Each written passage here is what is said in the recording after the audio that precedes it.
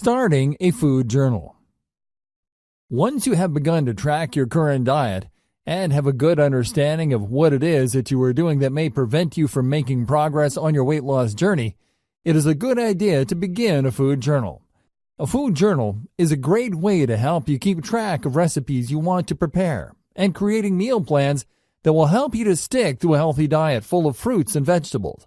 Not only that, but it will help you a lot in creating the type of accountability you need to make healthy changes and stick with them.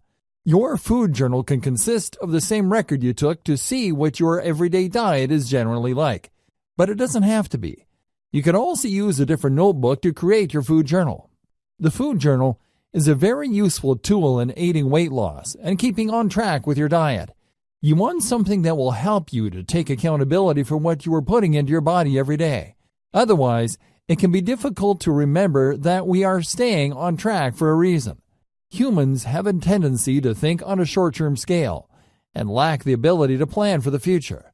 When you are able to plan for the future, such as using a food journal to help you to list ingredients and meals you need or would like to try, it can really help give you a solid foundation and give you a rare opportunity to see how every single tiny choice you make can be something that either improves your future or prevents you from becoming the person that you want to be.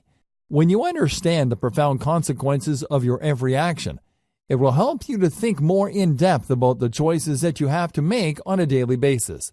When you don't understand, it can be nearly impossible to stay on track with a program or regimen that provides your body with the healing sustenance that it requires in order to thrive. It can be so easy to be addicted to bad foods. But by utilizing a food journal, you will be able to see when and where your cravings for certain foods may creep in. For example, you may realize that when you are stressed out or too tired to cook, you begin to crave things that are far more unhealthy for you. But when you are less stressed or have plenty of time to cook, you find that you are more okay with taking the extra effort to make sure you are eating healthy foods and doing things that will move your health forward.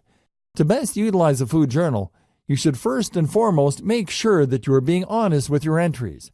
Write in it every day and try to record the foods you are eating directly after eating them.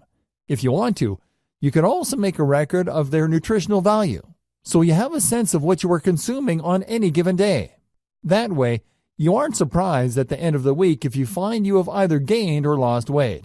Next, as you may have considered with the word journal involved, you should also record how you felt about the foods you were eating and how you were feeling prior to eating those foods. You should also take some time to consider how you felt after eating these foods, because it can be very telling of a food's nutritional content and compatibility with your body if you were able to accurately assess the moods you have following a certain food.